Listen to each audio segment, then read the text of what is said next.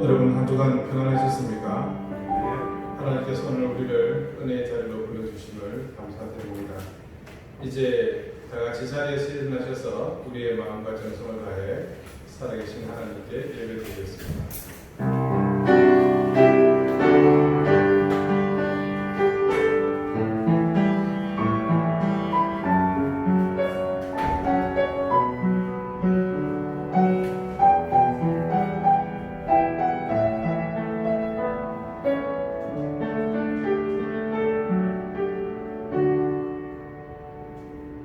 온 땅이여 여호와께 즐거운 찬송을 부를지어다.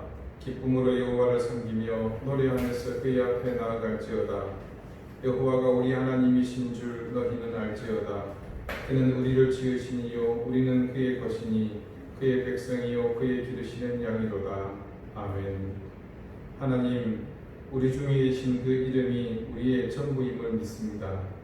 예수 그리스도의 이름으로 우리가 받은 사랑과 은혜가 우리로 하나님이 우리의 전부가 되게 하셨음을 믿기에 그 이름을 찬양하며 그 이름을 주신 분께 경배를 드립니다. 세상의 무한한 가치와 존귀함에 존귀함을 더한다고 하더라도 우리에게서 구속의 그 이름을 대신할 수 없음을 알기에 연약하고 유한하며 죄인된 우리의 인생은 오로지 주의 권능만을 의지하며 그 이름을 높이 찬양합니다. 주여, 우리의 찬양을 들으시옵소서. 우리의 경배를 받아 주시옵소서. 하나님을 우리 인생의 모든 것이 되게 하신 예수 그리스도 이름으로 기원합니다. 아멘. 다 같이 찬송가 2장 함께 찬송하겠습니다.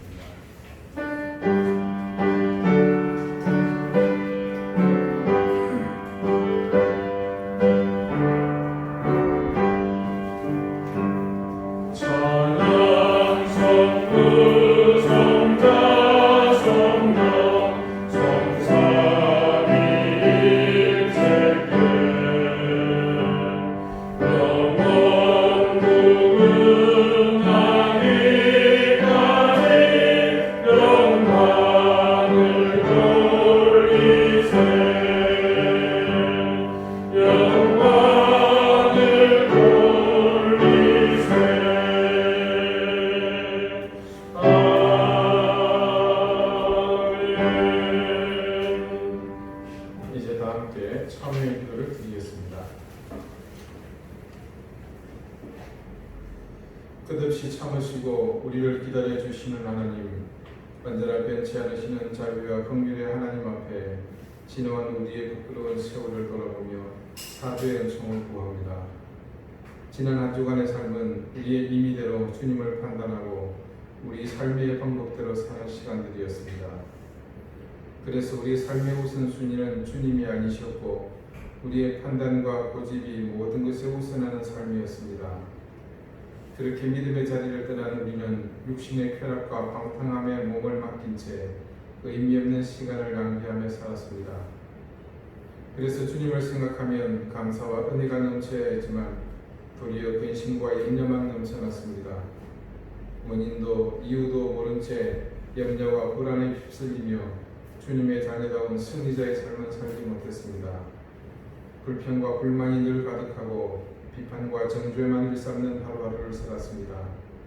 주여, 우리의 이런 무익하고 악했던 모습을 용서해 주시옵소서. 다시 한번 긍휼의 손길을 펼치사 우리를 보듬어 주시옵소서. 이제는 하나님과 나만이 하는 죄를 생각하며 계속해서 침묵 가운데 참회의 기도를 드립니다.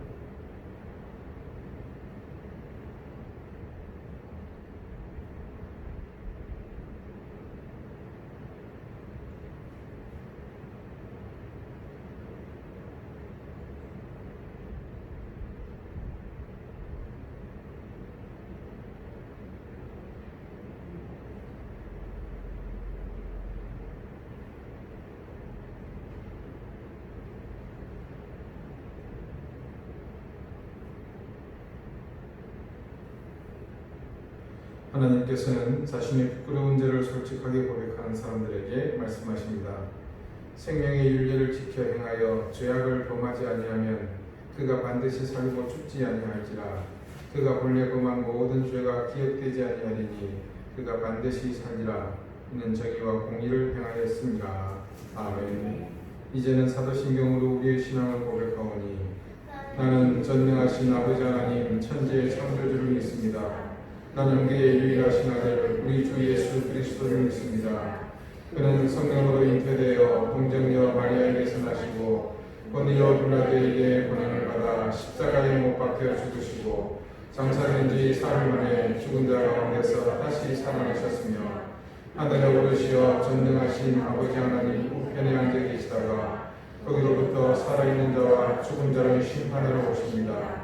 나는 성령을 믿으며 거룩한 공교회와 성도의 교제와 죄를 용서받는 것과 몸의 부활과 영생을 믿습니다. 아멘. 자리에 앉으시기 바랍니다. 이제 다 함께 성시를 교독하겠습니다. 성시는 교독문 6번 시편 10편입니다.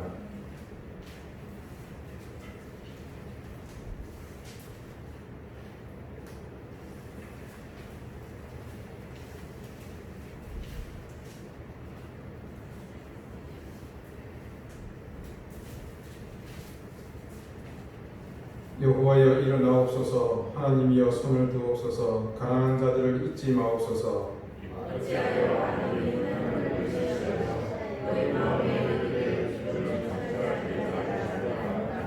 주께서는 보셨나이다. 주는 재앙과 원한을 감찰하시고 주의 손으로 갚으려 하시오니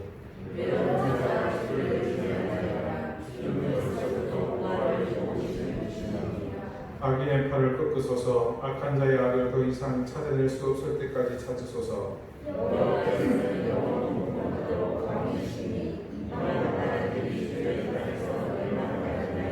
여호와여 주는 겸손한 자의 소원을 들으셨사오니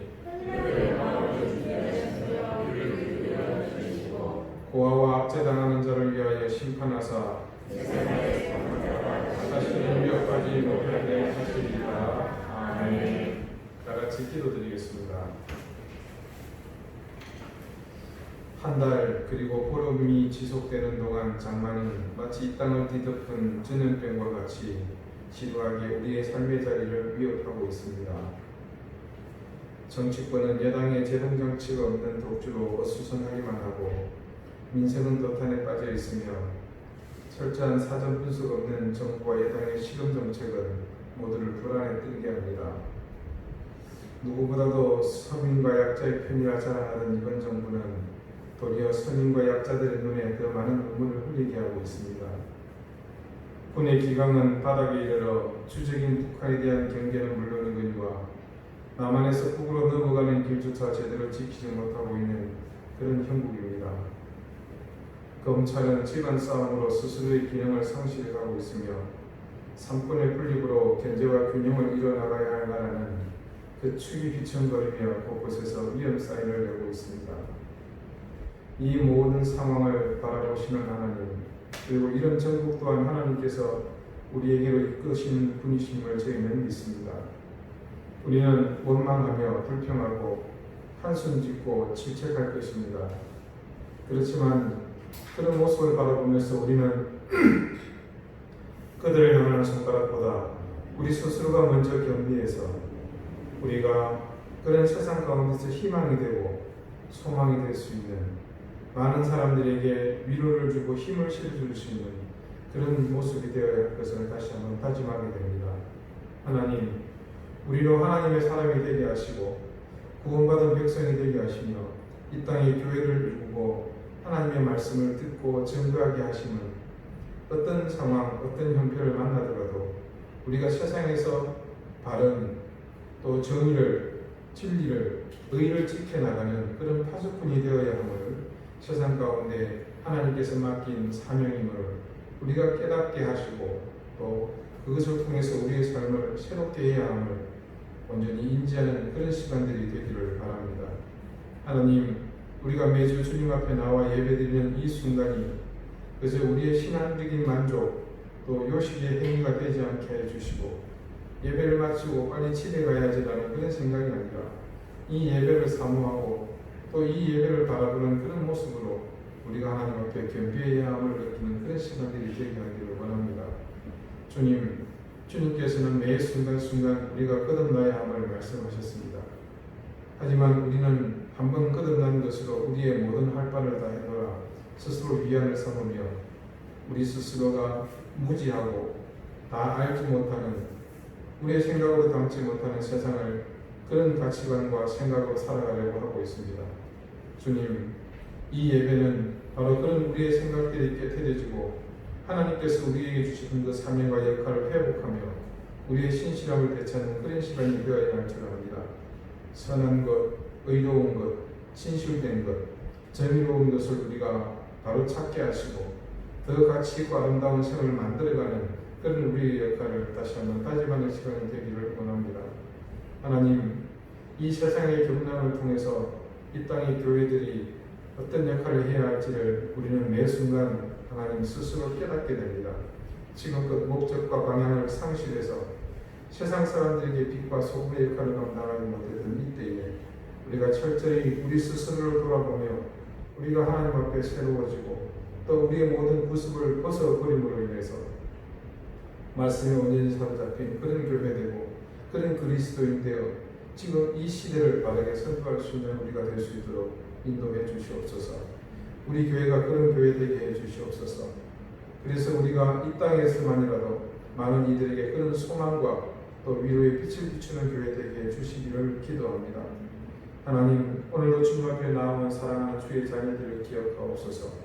저들의 형편과 처지, 신앙의 자리, 또 생업의 현장, 그리고 가정의 모든 형편들이 어려운 이때에 하나님께서 저들을 굳건히 붙드시고 이 예배 시간을 통해서 새로운 힘을 공급해 주셔서 이 어려운 이 세대 가운데서 새 힘을 얻어 나갈 수 있도록 주님 도와주시기를 기도합니다.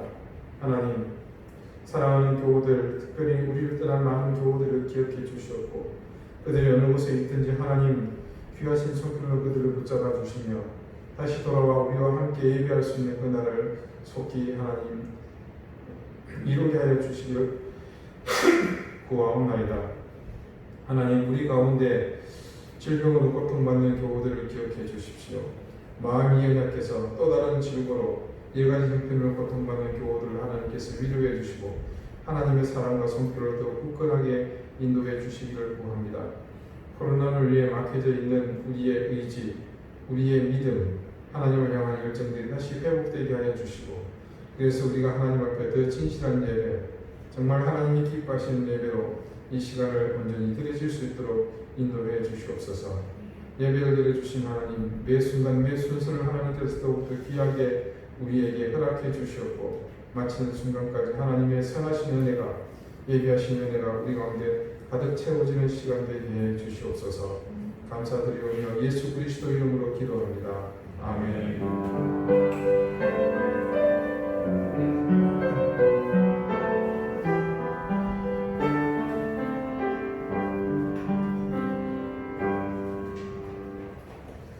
사장 함께 찬송하겠습니다.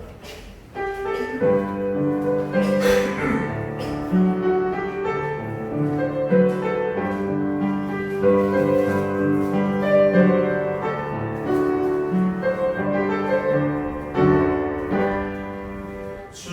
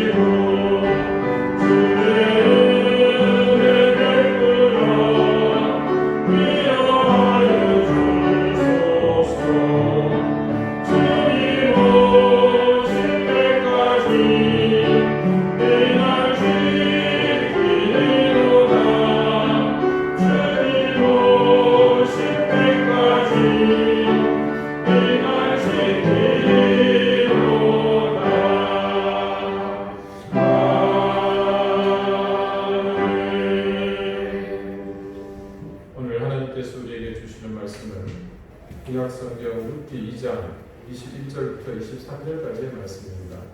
구약 404페이지입니다.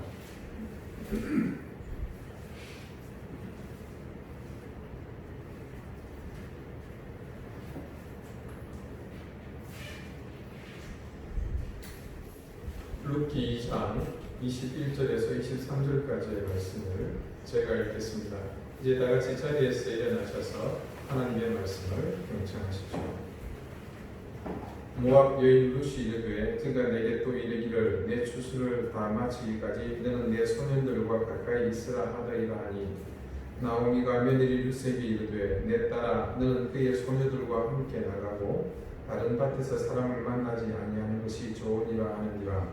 이에 룻이 보아스의 소녀들에게 가까이 있어서 우리 추수와 밀추수를 마치기까지 이삭을 주우며 그의 시어머니와 함께 거주하니라. 아멘. 자리에 앉으시기 바랍니다. 하나님께서 이 말씀으로 우리에게 은혜 주시기를 원합니다. 오늘은 가까이 있으라 라는 제목으로 하나님의 말씀을 증거하겠습니다. 복지관에서 반려견을 키우시는 분들은 잘 아시겠지만 이 개들이 주인과 살다 보면 자신이 개라는 사실을 종종 잊어버리는 경우가 있습니다. 그래서 자기가 사람인 줄 안답니다. 제 절친한 친구가 오래전 개를 키우면서 겪었던 일입니다만 개를 너무 이뻐하니까 이 개가 넘지 말아야 할 선을 넘어버렸습니다. 그 집의 둘째 아이를 이 개가 깨물었습니다. 상황을 들어보니까 이 개가 주인이 자기보다 딸을 더 사랑하는 그것에 질투한 모양입니다. 그래서 어떻게 처리했느냐고 물었더니 지가 개라는 것을 가르쳐줬다 그렇게 대답을 하더군요. 저희 집에도 주인 잘못 만나서 개 고생하고 있는 개가 많이 있습니다. 견종은 골든 레트리버입니다. 머리가 좁기로는 5손가락 안에 꼽는다고 합니다. 그런데 우리 집은 조금 아닌 것 같은 생각을 많이 듭니다. 그래서인지 이 개는 절대 앞서서 말씀드린 제 친구네처럼 그러는 일은 절대 없습니다. 물론 예외도 있습니다.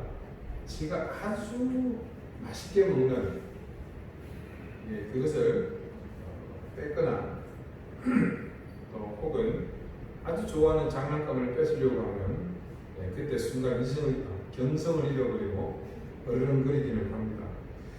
그런데 이 녀석이 요 근래에 안 하던 짓을 하는 게 있습니다. 그것은 저희 식구들이 식탁에서 밥을 먹을 때면 옆에 앉아서 빤히 쳐다보는 겁니다. 너무 빤히 쳐다봅니다. 지나칠 정도로 빤히 쳐다봅니다.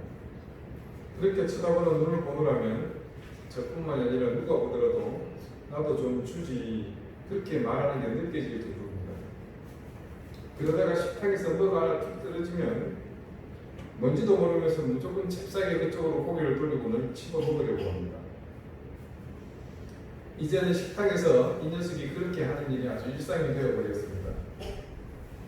자기 밥이 있는데도 불구하고 주인상에서 뭐 떨어지는 것 없나 하고 저희들 식탁에 앉기만 하면 잽싸게 와서는 그렇게 고개를 치어들고 쳐다봅니다.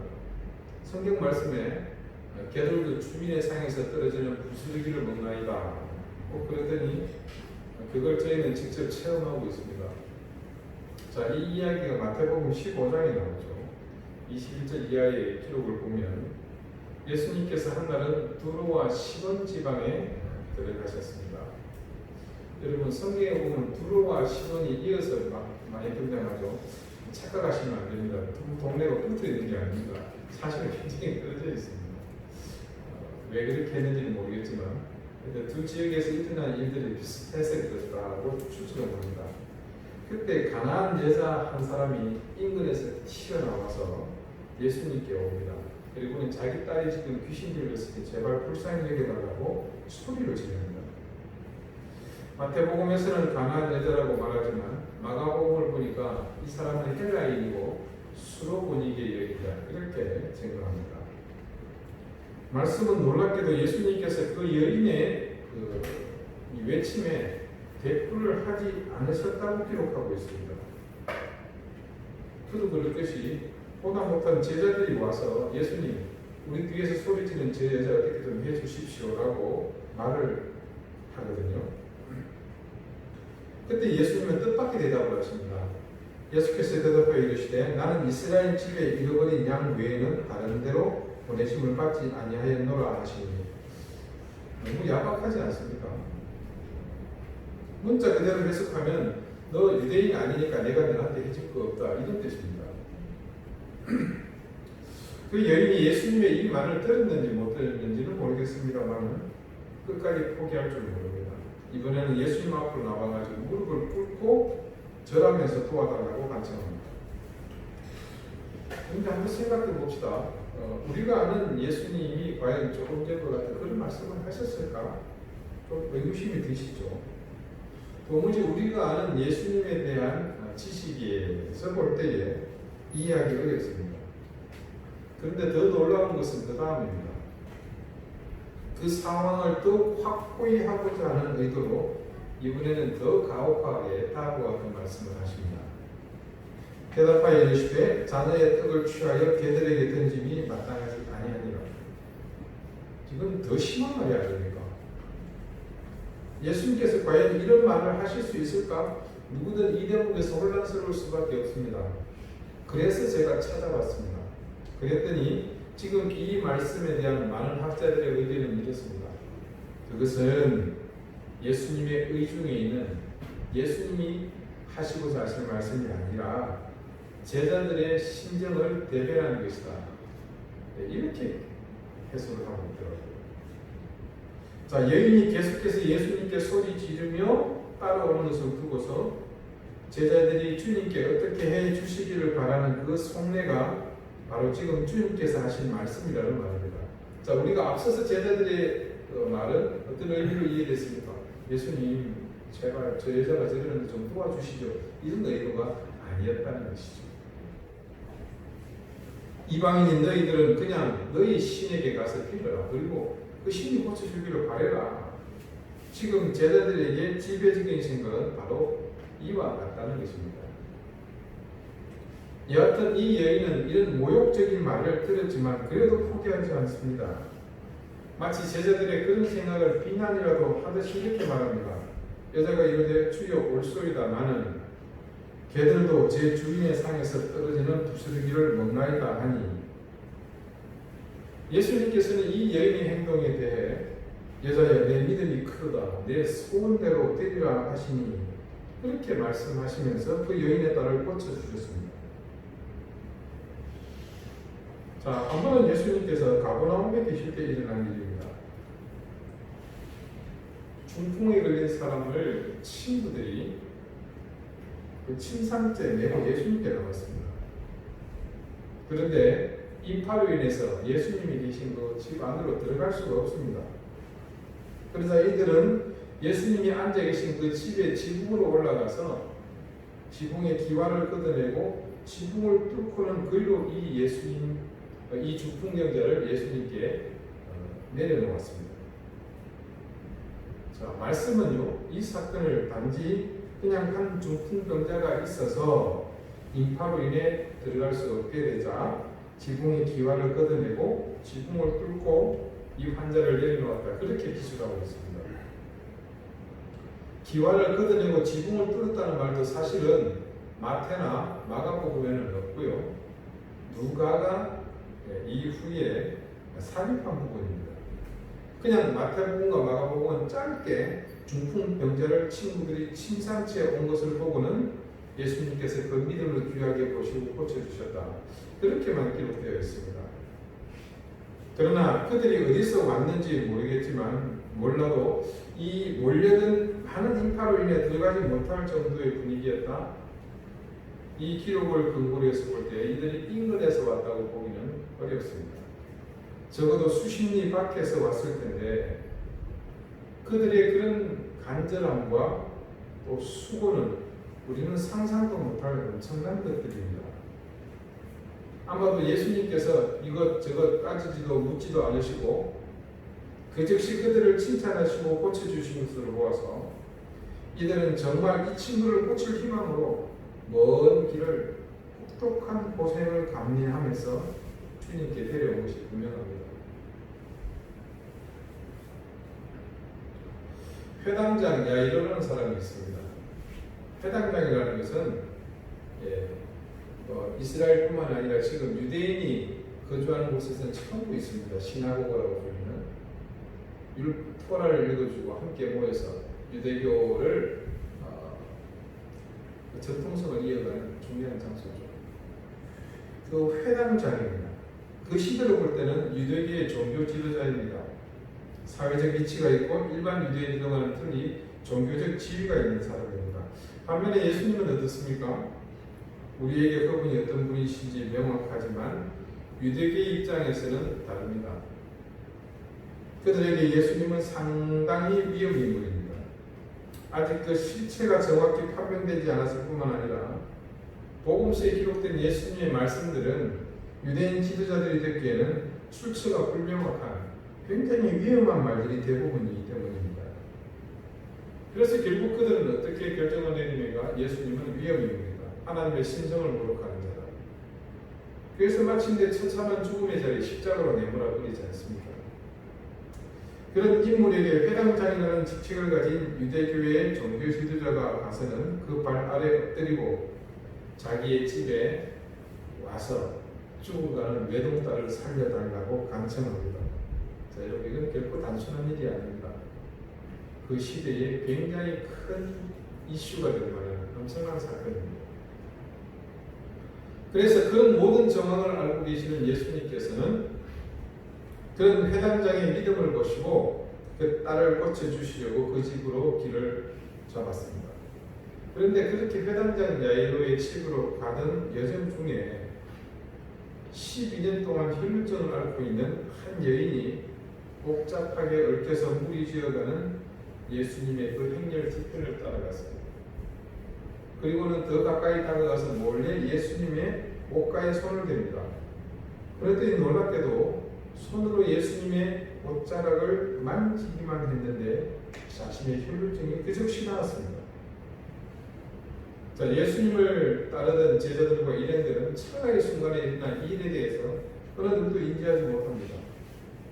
그런데 그 여인과 예수님은 다릅니다. 그래서 예수님이 말씀하십니다. 예수께서 이르시되 내게 손을 댄 자가 누구냐 하시니 경황이 없기 때문에 지금 그런 와중에 자신들에게 던진 예수님의 질문 자체가 망해가기만 합니다. 그걸 반증이라도 베드로가 이렇게 말합니다. 예수님, 지금 무리가 몰려들고 있습니다.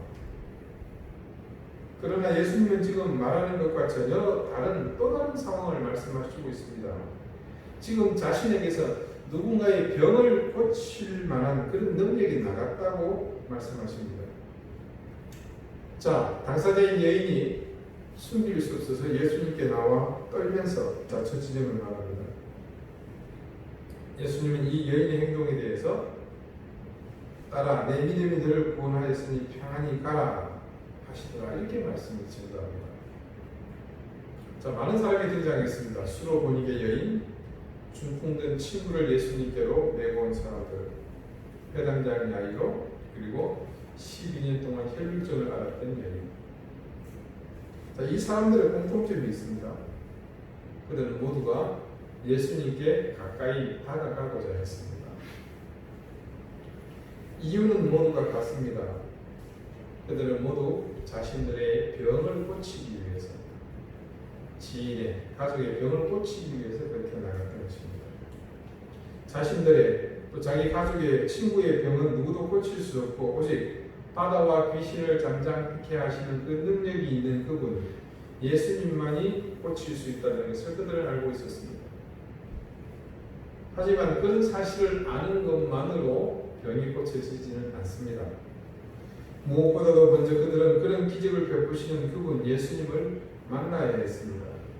그리고 그분이 병자를 보고 그 환부를 만져주셔야 했습니다. 그래서 그들은 필사적으로 예수님께 나가려고 했던 것입니다. 이들의 공통적으로 있는 것 한 가지, 예수님께 가까이 나아왔어야 한다는 사실이 있었습니다. 몇 주 전 보아스는 자신의 밭에서 일하는, 엄밀히 말하면 떨어진 이삭을 줍고 있는 이방 여인 룻을 만났습니다. 그녀가 비록 이방 여인이라는 그런 주민등록 번호를 가지고 있지만 고운 심성을 가졌고 무엇보다도 여호와 하나님을 따라서 이곳 유대 땅까지 어머니를 공양하기 위해 왔다는 사실도 알았습니다.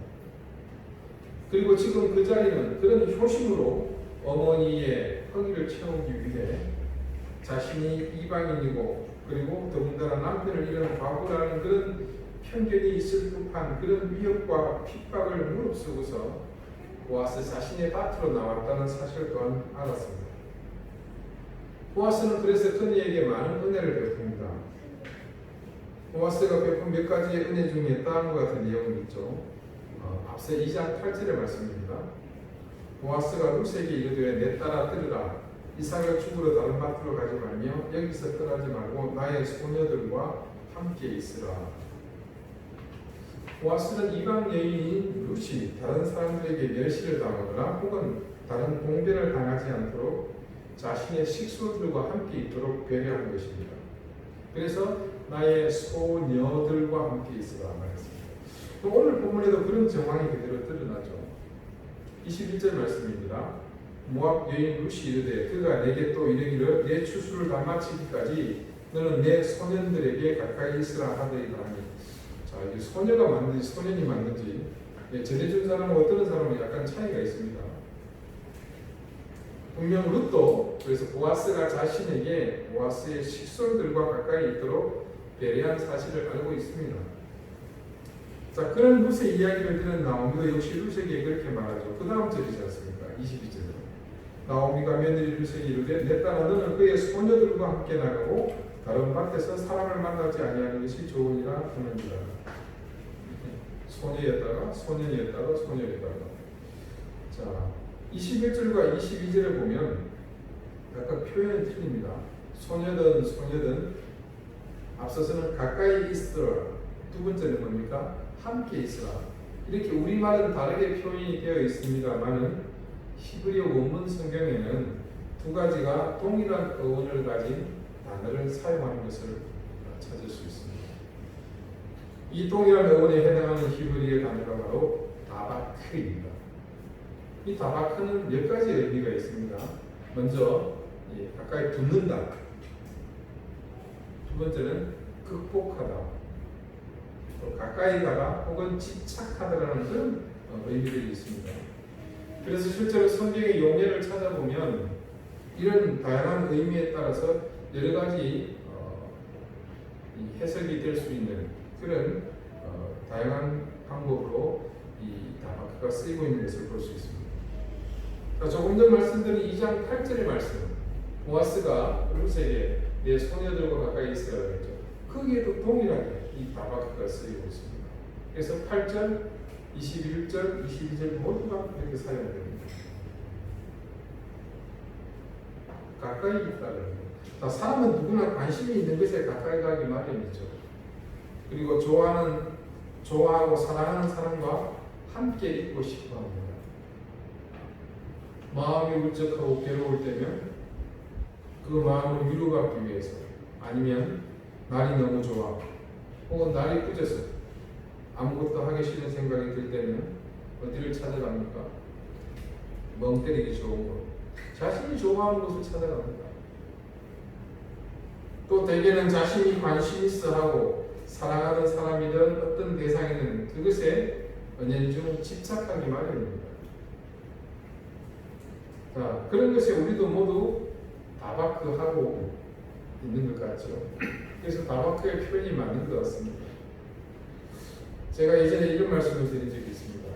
지금 나의 신앙 혹은 내 삶에 대한 평가의 기준을 삼는 것 중에 하나가 있다면 무엇일까? 그것은 여러분이 지금 무엇에 관심을 두고 있느냐 하는 그것입니다. 내가 가장 많은 시간을 할애하고 있는 것, 내 생각의 분량을 가장 많이 차지하는 그것, 바로 그것입니다. 그렇게 내가 많은 관심을 두고 시간을 할애하고 생각의 분량을 할애하는 비중이 가장 높은 그것에 여러분은 가까이 있을 것입니다. 그리고 그것과 함께 있고 싶어 하지 않겠습니까? 그래서 우리는 사랑하는 사람을 위해서 그의 평안과 의미 있는 삶을 위해서 그를 오늘 나오미와 보아스처럼 그런 곳으로 인도하려고 합니다. 자, 여러분에게 가장 소중한 사람이 있다면 그 사람을 여러분은 어디로 인도하고 싶으십니까? 술꾼은 자신에게 가장 소중한 사람을 술자리로 인도할 것입니다. 도박에 중독된 사람은 누구든 관계없이 자신의 도박판으로 그 사람을 이끌지 않겠습니까? 적어도 우리는 그리스도인이기 때문에 술자리와 도박판이 아닌 생명과 사랑이 있는 곳으로 우리는 사람들을 인도할 수 있습니다. 세상의 가치와 최고로 인정받는 그런 곳이 아니라 생명의 말씀이 있는 곳으로 우리는 세상의 사람들을 인도할 수 있습니다. 오늘 본문의 끝 룻기 2장의 마지막 절 23절이 이렇게 끝맺고 있습니다. 이에 룻이 보아스의 소녀들에게 가까이 있어서 보리 추수와 밀 추수를 마치기까지 이삭을 주우며 그의 시어머니와 함께 거주합니다. 룻은 보리 추수가 끝나는 7째 주까지 그곳에 머물러 있었노라고 말씀을 증거합니다. 양식이 없는 그들이 있어야 할 것은 당연히 풍족하게 이삭을 주울 수 있는 보아스의 보리밭이었습니다. 이방 여인으로 멸시와 천대 차별의 아픔을 겪어야 할 룻이 있어야 할 곳은 친절하게 자신을 살펴주겠노라 다정하게 말하는 보아스의 식솔들 곁이었습니다. 여러분, 매서운 추위가 닥쳐올 때 우리는 어디로 가야 할지 잘 압니다. 에어컨 앞으로 가시는 분은 어땠죠? 모닥불이 있는 곳으로 갑니다. 비바람이 몰아칠 때 우리는 어디로 가야 할지 압니다. 지금 이 시대는 코로나 바이러스로 인해 마음대로 어디든 다닐 수 없는 그런 세상이 되어버렸습니다. 불안한 정국으로 인해 우리의 마음조차도 어디 편히 둘 곳이 없습니다. 전례 없이 심신이 마음 놓고 의지할 곳이 없는 지금 우리가 가까이 있어야 할 곳이 있다면 그곳이 어디겠습니까? 주님의 곁입니다. 언제나 변함없이 우리를 반겨해 주시고 안아주시고 위로해 주시며 치유해 주시고 품어주시는 주님의 곁입니다. 지금은 유례없이 우리가 교회에 모이기 힘든 때가 되었습니다. 이런 일이 이 시대에 우리에게 일어나리라고는 어느 누구도 예측하지 못했습니다. 그러나 이제는 누구도 부인할 수 없는 현실이 되어버렸습니다. 외적 상황은 비록 우리가 성전에 모여서 예배하고 다른 모임을 갖는 것이 힘들지만 이때 우리는 흔들림 없이 우리의 본분에 최선을 다해야 할 그럴 때입니다. 개개인의 영성을 지키기 위해서 말씀을 보는 것과 기도에 전력하는 일, 그리고 하나님의 마음에 합한 사람으로 살기 위해서 우리가 이때껏 배우고 익힌 것을 따라 열심히 살아가야 할 때입니다. 어젯밤 아주 늦은 시간은 아닙니다만 설교를 준비하고 있는데 제 가장 가까운 또 다른 목사님 한 분이 한 목소리로 전화를 주셨습니다. 목사님 큰일 났어. 왜요? 교회 청년부 수련회 하는데 공무원들이 들이닥쳤어요. 코로나 방역과 관련한 모든 사안에 대해서 위법 사실이 적발되었습니다. 심지어 옥상에서 바비큐 파티를 하는데 그것도 지적사항, 인적사항 기록 현장에서 했다 그랬더니 그곳에 생년월일 빠졌다고 그것까지도 적발 대상이라고 합니다. 꼼짝없이 교회는 벌금을 물어야 할 상황이라고 합니다. 주일을 앞두고 날들에게 떨어진 셈이죠. 아니 어떻게 그들이 그걸 알고 왔습니까? 하고 물으니 주변에 주민이 신고를 했다는 거예요. 목사님은 굉장히 큰 허탈감에 빠졌습니다. 목사님 부임하신 이후로 그동안 주변 주민을 위해서 이 교회를 통해 무심양면으로 직업정성을 드렸습니다. 심지어 이 코로나 사태가 터지면서 교인들이 모여서 마스크를 제작해서 주민들에게 일일이 나눠주기도 했습니다. 그런 상황에서 이 목사님이 겪어야 할 배신감은 이루 말로 다 할 수 없죠. 여러분, 마땅히 있어야 할 자리에 우리가 있을 수 있는 것이 얼마나 큰 은혜인지 모릅니다. 어떤 순간, 어떤 상황이 우리에게 오더라도 우리는 굳건히 지켜나가야 할 것입니다. 어느 때보다도 우리가 주님 곁으로 가까이 다가가야 할 때가 아닌가 싶습니다. 세상의 조류에 휩쓸리지 마시고 주변의 시선과 이해관계에 주저하지 마시고 여러분 주님의 곁으로 말씀이 있는 곳으로 은혜가 있는 곳으로 힘써 나가십시오. 기도드리시겠습니다. 하나님, 지금 우리가 어느 곳에 가까이 있어야 할지 혼돈스러운 때가 되었습니다. 하지만 우리는 분명하게 알고 있습니다. 그것은 주님의 곁이어야 하며 말씀 있는 곳이 되어야 하는 말입니다. 육신이 의지할 곳 없는 지금, 혼란스러운 정국 속에서 마음 둘 곳이 없는 지금, 우리가 더욱 주님의 곁에서 말씀과 함께 있기를 소망합니다. 그런 우리의 마음을 주님께서 헤아려 주시고 그런 의지를 꺾으려는 모든 시도와 방해를 막아주십시오. 우리 또한 그 난관을 극복하고 이길 힘을 주십시오. 우리의 간절한 바람과 소망이 결코 꺾이지 않게 해주십시오. 예수 그리스도 이름으로 기도드립니다. 아멘. 486장 함께 찬송하겠습니다. 잠깐만요. 486장.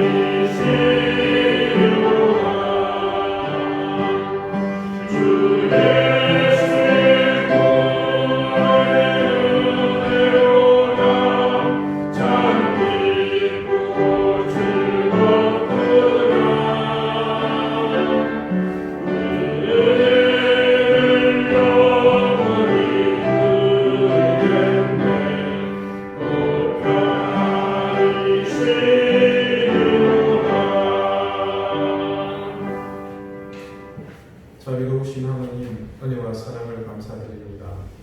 전례가 없는 위기와 어려움 속에서 사랑하는 교우들을 지켜주시고 그들의 생업의 현장, 또 가정을 지켜주심을 감사드립니다. 오늘 주님 앞에 저희가 예물을 드립니다. 하나님, 그것이 우리의 사랑과 정성을 담아 하나님 앞에 드립니다.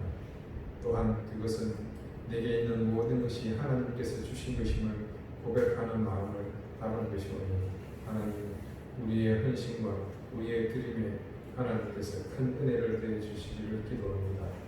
하늘에 신령한 은혜를 주시옵고 땅에 기름진 복을 더하시며 가정과 자녀들, 특히 그 생업에 복을 주시며 강건하게 하여 주시기를 주님 간절히 구합니다.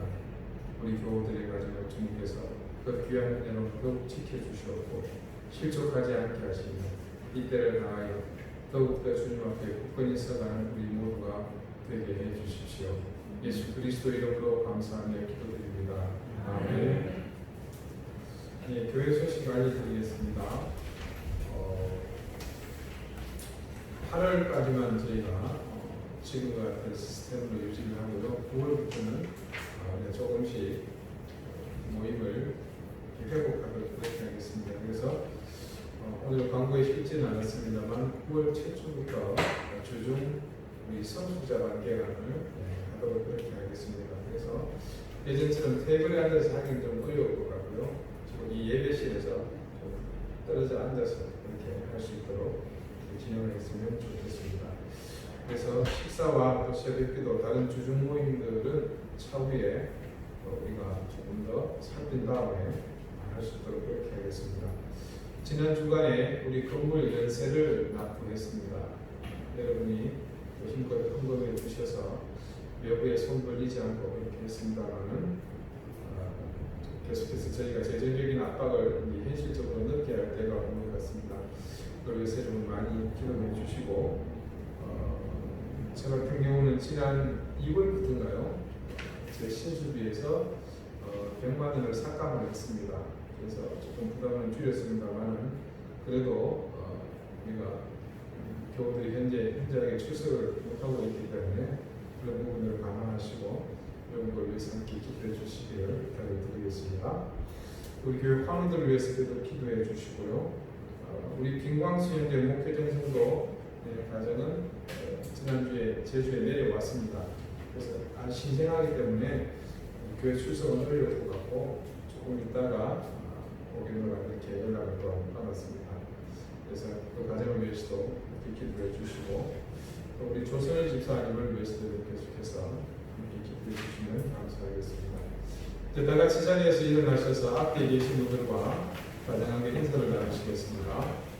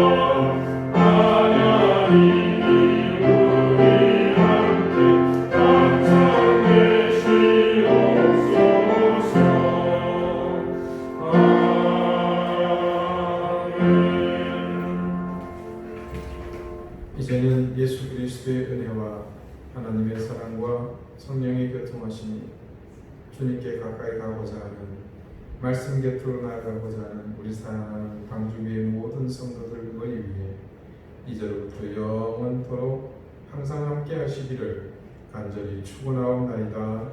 아멘.